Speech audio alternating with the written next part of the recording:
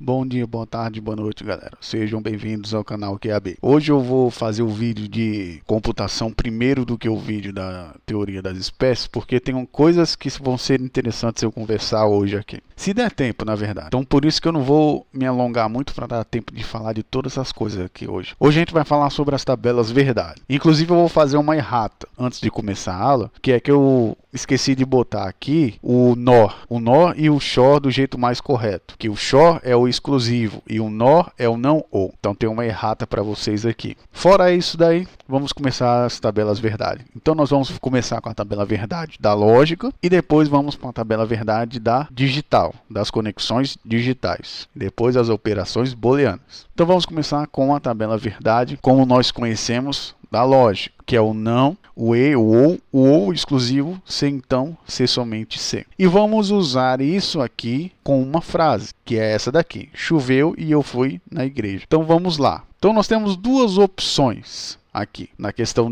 do não, que na verdade é uma, né? É uma e o resultado. Que no caso, se ela é verdadeira, vai ser verdadeira. Se for falso, vai ser falso. Quando a gente bota o e, tem uma diferença, que aqui a gente coloca duas coisas. Choveu e eu fui na igreja. Então existem duas coisas. É uma proposição 1 ligada com a proposição 2 que dá um resultado. Então vamos lá. Se choveu, beleza, verdade. Fui na igreja? Fui, verdade. Então o resultado é o quê? Verdade. Então no caso aqui, e, a exigência é e. Então choveu e eu fui na igreja. Beleza, choveu? Verdade. Fui na igreja? É falso. Qual é o resultado? Esse resultado é falso, porque é e. Vamos para a próxima. Choveu? Não choveu. Fui para a igreja. Beleza. Qual é o resultado? Falso. Porque tem que ser as duas. Tem que chover e eu ir para a igreja. E por último, não choveu e eu não fui para a igreja. Logo é falso também. Então aqui a gente tem que, para ser verdade, as duas proposições têm que ser verdade. Vamos para a próxima. Ou. O ou vai ser um pouquinho diferente. Então vamos lá. Choveu. Beleza. Choveu. Eu fui para a igreja. Fui para a igreja. Então é verdade. Choveu. Choveu. Você foi para a igreja? Não, não fui. Então aí vai ser verdade. Mesmo assim vai ser verdade. Por que vai ser verdade? Porque aqui ela é o quê? É ou. Ou um ou outro. Não choveu aqui, não choveu, mas eu fui para a igreja. Então, no caso aqui vai ser verdade, que é ou. E aqui tem um caso interessante. Não choveu e eu não fui para a igreja. Aqui vai dar falso. Então, o que nós podemos concluir com isso, com essa tabela verdade? Que a tabela verdade, para ser verdade, pode ser os dois ou um dos dois, o ou. Vamos ver agora um caso de um ou exclusivo, que é parecido com o NOR. Então vamos lá. Choveu, beleza. Eu fui para a igreja, beleza.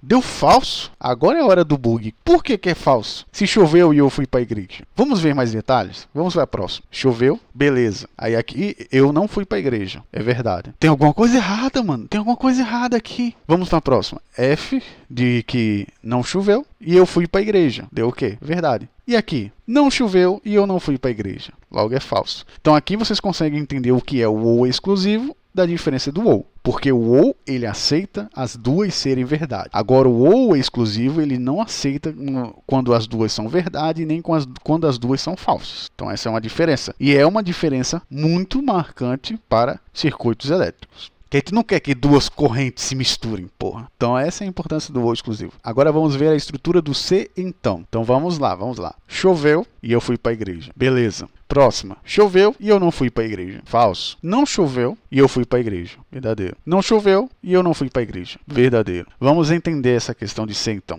Se então, ela é uma estrutura um pouco mais complicada, mas dá para entender. Veja bem. Se então diz que a segunda proposição, ela tem que ser verdadeira ou todas as outras têm que ser falsas. Ou verdadeira, ou todas são verdadeiras, ou a segunda proposição é verdadeira, ou todas são falsas. Então, no caso, o único jeito de ser falso no se então é se a segunda afirmativa ela for falsa. Se então é como se fosse uma ordem de ligação, vamos dizer assim, uma ligação. Que a proposição segunda é que liga as coisas. Aí a proposição primeira pode ser falsa, mas se a segunda for verdadeira, vai dar verdadeiro. Aí, no caso, se a segunda for falsa, ou se todas forem falsas ou todas forem verdadeiras, vai dar um valor verdadeiro. Esse aqui é aquele estranho caso em que você pode fazer uma proposição: eu sou do Brasil, logo sou inglês. Você pode ver que a segunda a zoeira é fodida. É um exemplo claro de ser, então. Vamos para a próxima. Ser somente ser. Choveu, eu fui para a igreja. Verdadeiro. Choveu, eu não fui para a igreja. Falso. Não choveu, eu fui para a igreja, mas ainda vai ser falso. Não fui para a igreja, não choveu, logo é verdadeiro. Então aqui a gente tem dois casos só que é tido como verdadeiro, que é no caso das duas afirmativas serem falsas e as duas afirmativas serem verdadeiras. Ser somente ser é essa estrutura. Ou as duas são verdadeiras ou as duas são falsas para ser verdadeiro. E essa aqui é a estrutura de conexão dentro da lógica e as tabelas verdades. Infelizmente a gente não vai conseguir terminar isso aqui, mas eu vou adentrar em certas propriedades que vão ser importantes para vocês entenderem. Vamos falar sobre as propriedades aritméticas, tá certo? Duas propriedades importantes que eu quero que vocês conheçam são as propriedades da comutatividade e a associatividade, tá, ok? Que são essas daqui. A propriedade comutativa é uma regra da matemática que determina que multiplicamos os números não altera o produto. Ou seja, eu posso botar ABC, quanto posso botar BAC, quanto CAB. Não vai alterar o resultado. A associatividade é a propriedade de uma regra matemática que determina que a ordem em que os fatores estão agrupados não altera o resultado. Aqui, ó, posso botar tanto AB vezes C, quanto posso tirar esse A e botar aqui fora, que não muda. Então essa é uma regra de associatividade. Isso aqui é muito usado na parte de lógica digital, ok? Isso aqui são regras booleanas, tá, ok? Que eu botei aqui, mas a gente vai ver isso aqui um pouquinho mais para frente. Agora é importante vocês entenderem essa estrutura de comutatividade e associatividade. As aplicações disso daqui no futuro vão depender de álgebra linear, geometria analítica e as matrizes, que por enquanto eu não vou me estender nessa parte aqui. Outra regra importante para eu falar para vocês é a regra de dependência e independência de variáveis. Isso aqui é extremamente importante, cara. Isso aqui vai ensinar vocês a fazer matemática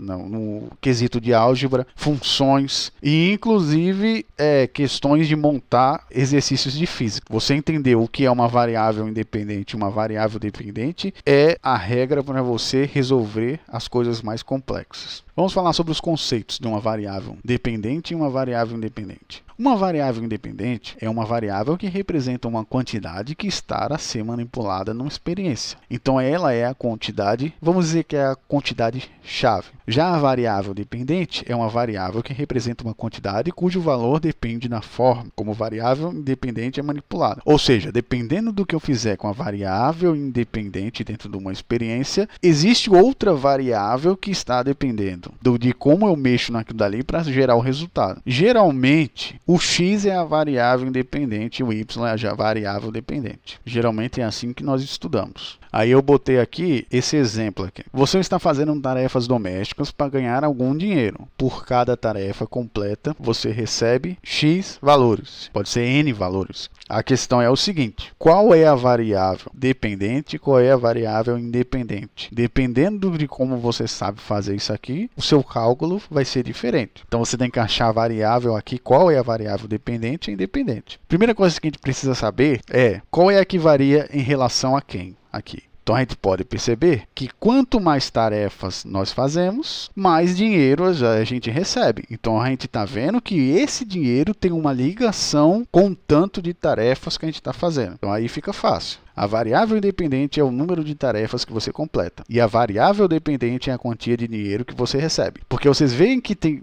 Acho que dá para vocês verem que existe uma ligação para o quanto que você recebe, para o tanto de tarefas que você faz. Então, para você saber quanto você recebe, você precisa saber quantas tarefas você vai fazer. Então, podemos dizer que quanto você ganha vai variar conforme as suas tarefas. Isso aqui é muito comum dentro da física, a gente vê em função de. Sempre vai ter uma coisa em função de. Em função... Geralmente, em função do deslocamento e em função de aceleração, é mais fácil de se encontrar na física. Mas também tem em função da temperatura. Então vamos lá. Sempre vai ter negócio varia em função do deslocamento. Aí vem aceleração, aí no caso x, y varia em função da aceleração. Está dizendo a medida que, esse negócio de em função que, é a mesma coisa de a medida que... Porque existem variáveis que dependem de... Esse é o ponto importante para vocês saberem montar uma conta de física. Você entender qual é a variável que é dependente e qual é a independente. Então aqui no caso, em função de... É a mesma coisa de em função do... À medida que o deslocamento... Ou à medida que a aceleração vai fazendo, varia. Mas é claro, na escola não vão ensinar isso para vocês. isso. Na escola você vai se fuder, mano.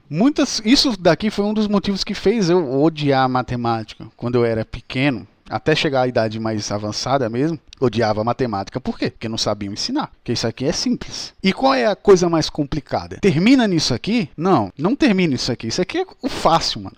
Eu vou mostrar para vocês um pouquinho de funções mais complexas, mas é só para deixar vocês acordados um pouquinho. A definição de uma função de uma variável independente pode ser dada por yf de x, que é uma função de uma variável, ou seja, uma função de variável dependente de x, se cada valor de x corresponde a apenas um valor de variável dependente. Dessa maneira, a equação da parábola, que eu não botei aqui, uma parábola é como se fosse a metade de um círculo, tá certo? Não necessariamente é a porra de um círculo, porque ela pode estar aberta ou fechada, mas a ideia é essa, a parábola é como se fosse uma metade de uma bola. Representa a função de variável, já que é uma equação do círculo, aqui já é um círculo, não é uma função de uma variável, pois cada valor de x corresponde a dois valores distintos. Vamos lá. Quando a gente tem uma parábola, no caso a gente tem valores, tem os valores dela lá, só que a gente tem uma variável. E é uma variável no ponto, em um ponto e no outro. Quem já estudou a equação de segundo grau sabe, é um ponto e no outro, mas é uma variável só. Agora, quando vem o círculo, aí, meu amigo, aí o negócio complicou. Que agora existem valores, duas variáveis. Equação de círculo e duas variáveis. Aí a gente se pergunta, e agora? Que desgraça que a gente vai fazer nessa porra? Sejam x e y duas variáveis independentes, aqui é um caso muito interessante, porque aqui existem duas variáveis independentes, não é apenas uma, como vocês viram aqui. Então, no caso, equações multivariáveis já não tem apenas uma independente e uma dependente. Cálculo multivariável, existe muita zoeira fodida lá, pô, no meio. Se cada x e y dentro de um certo domínio D corresponde a um valor, isso de domínio B, esse que ele está falando aqui, certo domínio D, está falando dentro de uma função. Corresponde a um valor bem determinado, variável a z. Que é a mesma coisa dele estar dizendo que a gente pegou uma parte que chama agora de z para tentar resolver esse cálculo. Disse que z é uma função de duas variáveis independentes, ou seja, z ela é a variável independente que a gente vai usar para calcular essas variáveis independentes. Num domínio D, dentro de uma função. A variável z é denominada variável dependente simplesmente função, ou simplesmente função. É a função que nós temos de x e y, que aqui vai ser o começo de derivadas parciais. Então, os valores de x e y vão ser definidos pela função de z, que é o que eu botei aqui. No caso, a gente pegou z como uma variável dependente para fazer o cálculo de duas variáveis independentes dentro de uma função. Isso aqui é meio complicadinho, mas eu quero que vocês pelo menos entendam essa relação entre dependência e independência. Que isso daqui é onde vai dar as variáveis, a derivada parcial. Derivada parcial, ela é uma relação do limite do quociente de crescimento parcial entre Δx e y em relação a x e do crescimento a x da variável x quando x tende a zero. Você agora deve estar pensando, caralho, que porra é isso, mano? Calma, que isso aqui é só pura ilusão. Tudo isso daqui é pura ilusão. É o matematiquês, isso daqui. O que eu estou querendo dizer aqui, e o que a maioria da matemática está querendo dizer aqui, é que existe um ponto entre x e y, cujo limite está chegando próximo do número, existe um quociente, ou seja, um mínimo divisível, que ele vai ser o exato do crescimento, não vou dizer nem exato, vamos dizer que é parcial, o quociente parcial entre essas duas partes que são independentes. É isso que ele está querendo dizer aqui, mas no matematiquês. E a derivada parcial é exatamente isso. A gente pega esse limite do quociente quando ele tende a zero em x, depois a gente pega dentro de y e vê cada uma delas. Qual é como se a gente quisesse ver quem é que tem mais participação, vamos dizer assim. X tem mais participação do que y. E isso aqui é mais importante, porque isso aqui é um cálculo que o Sheldon faz no Big Bang Theory. Sabe quando você vê ele pegando e dizendo sobre a poltrona dele lá, que a poltrona está definida de forma que ele vai falando os parâmetros lá, porque o ar vem para cá tal, e aqui é o mais confortável, dá para ver a televisão e não vou me sentir desconfortável. Esse é o cálculo que ele faz. É um cálculo de derivada parcial, porque muitas vezes esse cálculo ela é feita para você saber sobre conforto térmico. Também dá para usar esse cálculo para conforto térmico. Esse é um exemplo. E é isso que eu tenho para falar para vocês hoje. Espero que vocês tenham gostado. Eu explorei bastante coisas aqui que nem era para eu falar, mas eu espero que vocês tenham entendido, porque eu não poderia deixar vocês sem essa explicação. Mas o mais importante para vocês é vocês entenderem dependência e independência de variáveis e essas propriedades aritméticas. Isso já é o suficiente. Eu só dei um exemplo aqui de onde é que elas são usadas em casos mais complexos, tá ok? Só para dizer para vocês que é importante pra cacete isso aqui. Então até a próxima aí, galera. Valeu!